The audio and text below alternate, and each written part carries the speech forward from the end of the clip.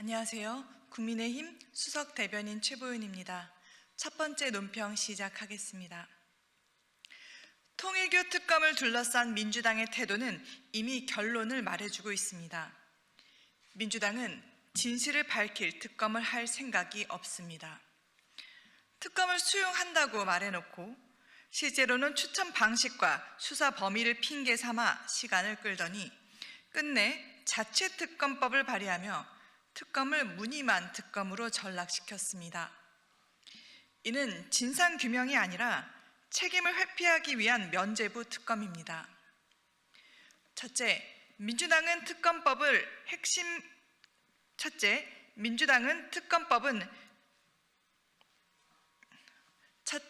민주당 특검법은 핵심을 의도적으로 도려냈습니다.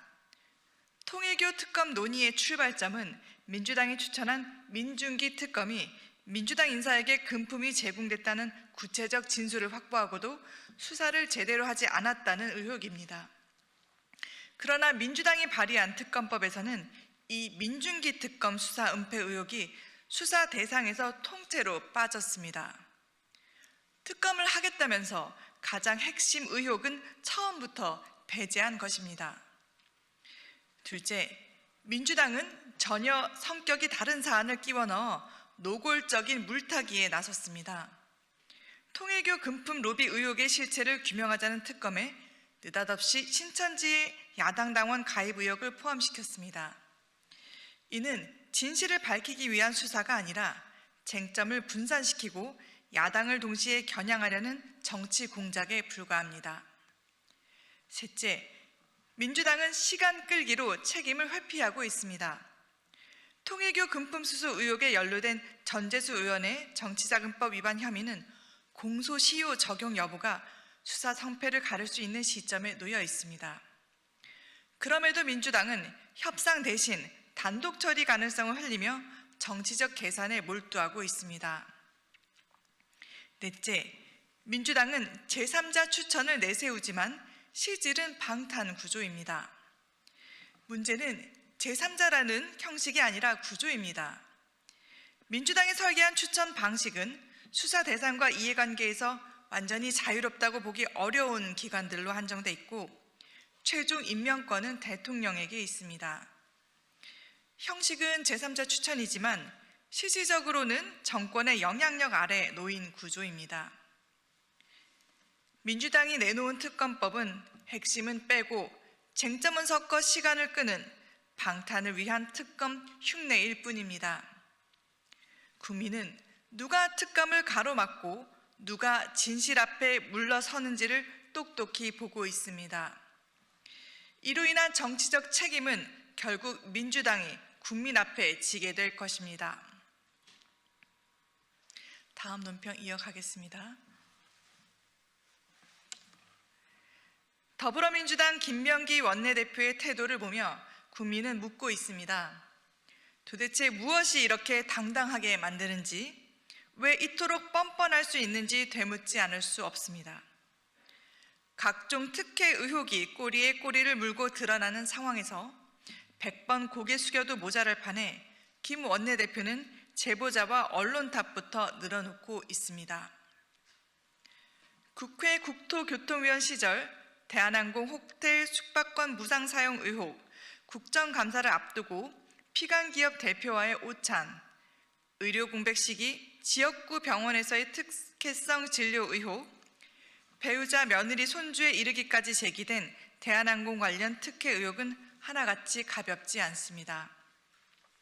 여기에 더해 국정원에 근무 중인 장남의 첩보성 업무와 관련해 김 원내대표가 직접 보좌진에게 아들을 도와달라고 요청하고 의원실을 통해 외국 정산 방한 및 대기업 일정을 확인을 시도했다는 폭로까지 나왔습니다.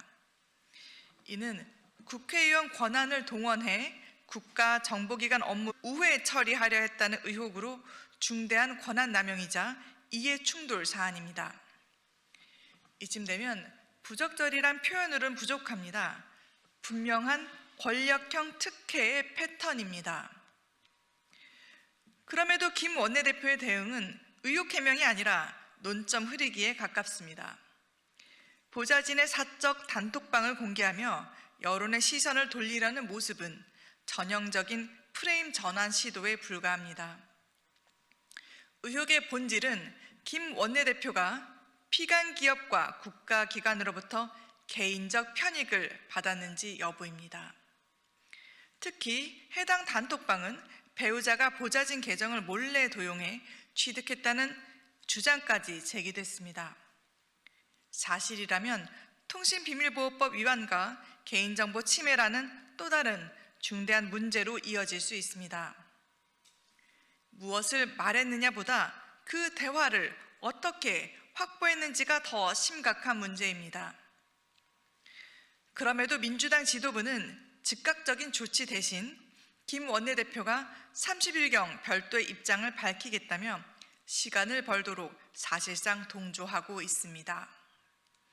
이는 진상규명은커녕 여론이 식기를 기다리는 선택으로 보일 수밖에 없습니다. 여당 원내대표의 자리는 특권의 자리가 아니라 책임의 자리입니다. 이처럼 중대한 권력형 특혜 의혹이 연이어 제기되는 상황에서 직을 유지하겠다는 것은 국민 상식에 정면으로 반합니다. 김병기 원내대표는 더 이상 시간을 끌 것이 아니라 즉각 원내대표직에서 사퇴하고 국민 앞에 책임부터 져야 합니다. 다음 논평 이어가겠습니다. 민주당의 입법 폭주는 연말 연시에도 멈출 기미가 없습니다. 민주당은 최근 국회 본회의에서 위헌 소지가 지적된 내란전단 재판부 설치 법안과 정보통신망법 개정안을 처리한 데 이어 필리버스터를 무력화하는 국회법 개정안과 사법부 언론을 겨냥한 법안들을 잇따라 본회의 처리 대상으로 올려놓고 있습니다. 이들 법안이 겨누는 대상은 분명합니다. 야당의 필리버스터, 사법부의 재판 수사 체계, 언론의 보도와 논평 기능입니다. 민주당은 권력에 대한 견제 기능을 약화시키는 법안들을 개혁이라는 이름으로 묶어 또다시 다수 의석으로 밀어붙이고 있습니다. 민주당은 우선 국회법을 고쳐 필리버스터를 국회의장 판단으로 중단할 수 있도록 하려 하고 있습니다. 무제한 토론은 다수당의 입법 폭주를 막기 위한 최소한의 안전장치입니다. 이를 제한하겠다는 것은 야당의 합법적 저항 수단마저 제거하겠다는 것입니다. 사법부를 겨냥한 입법도 동시에 추진되고 있습니다.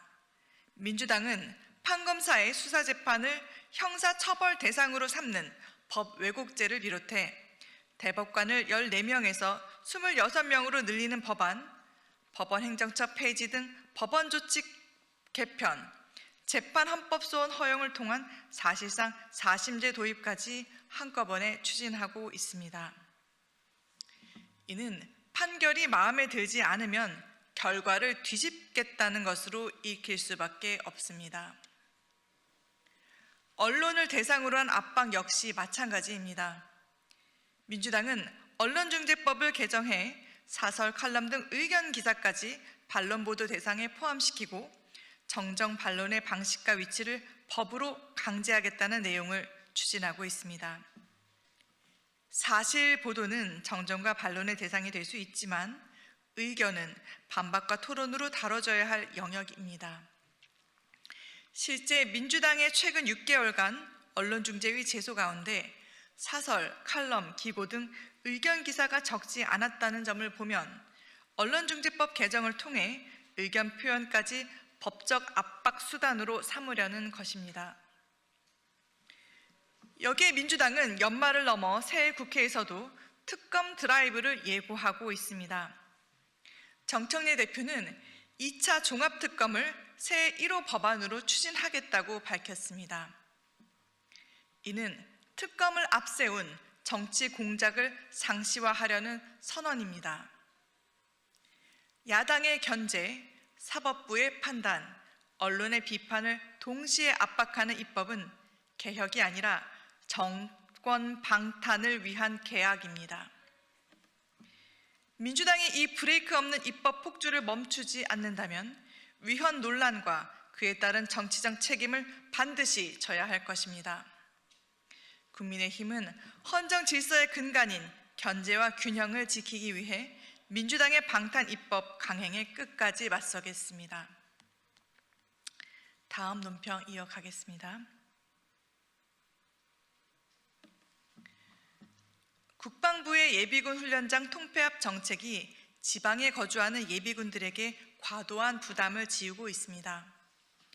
훈련 한번 받기 위해 왕복 100에서 150km를 이동하고 교통비와 숙박비까지 사비로 충당하는 사례가 반복되고 있습니다.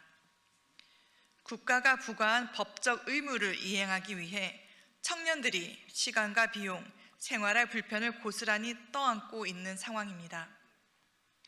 정부는 이를 효율화와 과학화라고 설명합니다.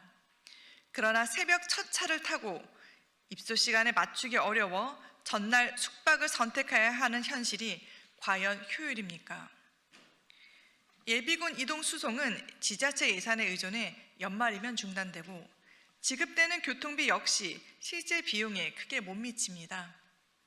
현장에서는 오직 불편과 부담뿐입니다. 국방안보 정책은 평시의 행정 편의가 아니라 유사시를 전제로 한 예비전력과 후방체계의 실질적 준비를 기준으로 설계돼야 합니다. 그러나 정작 유사시 핵심 전력인 예비군에 대해서는 어쩔 수 없다, 현실적으로 방법이 없다, 무책임한 답변만 되풀이되고 있습니다. 이는 예비전력을 비용과 행정 효율의 문제로만 취급하는 안보 인식의 심각한 결함입니다. 문제는 변화의 방향이 아니라 방식입니다. 훈련 체계의 효율화를 추진하더라도 그에 의해 발생하는 이동 불편과 비용 부담을 국가가 책임지는 것이 최소한의 상식입니다. 훈련장 접근성 보완, 실비에 부합하는 교통 숙박 지원, 안정적인 수송체계 마련 없이 효율화만 외치는 것은 명백한 책임 회피입니다. 국가는 예비군의 희생을 당연히 여겨서는 안 됩니다. 국민의힘은 국가안보 책임을 청년에게 전가하는 정책에 단호히 문제 제기하며 예비군이 존중받고 신뢰할 수 있는 안보 체계를 바로 세우는 데 끝까지 책임을 다하겠습니다. 다음 논평 이어가겠습니다. 3,370만 명의 개인 정보가 유출된 초유의 사태 앞에서 쿠팡은 수사 결과가 나오기도 전에 결론을 내렸습니다. 수사 대상이 직접 나서 실제 피해는 미미하다고 단정하고 이를 기정사실처럼 발표하는 것은 국민 불안을 해소하기는커녕 혼란과 불신만 키운 선택이었습니다. 어떤 기업도 수사기관을 대신해 사실관계를 확정할 권한은 없습니다. 그럼에도 쿠팡은 사안을 외교통상 문제로 비화시키려는 듯한 움직임까지 보이고 있습니다. 돈은 한국에서 벌면서 책임져야 할 순간에는 미국 본사를 방패 삼는다면 무책임을 넘은 오만이며 국민은 결코 용납하지 않을 것입니다. 상황이 이렇게 될 때까지 이재명 정부는 무엇을 하고 있었습니까? 범부처 TF, 영업정지 검토 등 말의 성찬만 반복했을 뿐 쿠팡의 일방적 주장과 기습 발표 앞에서는 속수무책이었습니다. 쿠팡이 셀프 면죄부에 가까운 발표를 기습적으로 내놓자 정부는 일방적 주장이라며 항의에 나섰습니다. 그러자 다음 날 쿠팡은 조사 타임라인까지 공개하며 정부 지시에 따른 공조였다고 반박했습니다. 이 과정에서 정부의 대응은 주도권을 잃었고 국민의 불신은 더 커졌습니다. 이 한심한 상황이 바로 이재명 정부의 무기력한 민낯을 고스란히 보여주고 있습니다. 이번 사안의 본질은 분명합니다. 3,400만 명에 달하는 국민의 개인정보가 유출됐고 이에 대한 명확한 책임 규명과 재발 방지가 반드시 필요합니다. 지금 국면에서 가장 중요한 것은 감정적 대응이 아니라 차분하고 다각적인 정부의 대응입니다. 여론에 떠밀린 과잉 대응이나 즉흥적 조치는 오히려 불필요한 외교통상 갈등을 키우고 국익을 훼손할 수 있습니다. 정부에 강력히 촉구합니다. 이제라도 무기력한 관망을 멈추고 오직 객관적 증거와 투명한 절차에 따라 철저히 규명해야 합니다. 실효성 있는 제재로 국가 책임과 존재 이유를 분명히 증명해야 합니다. 금일 논평 마치겠습니다. 감사합니다.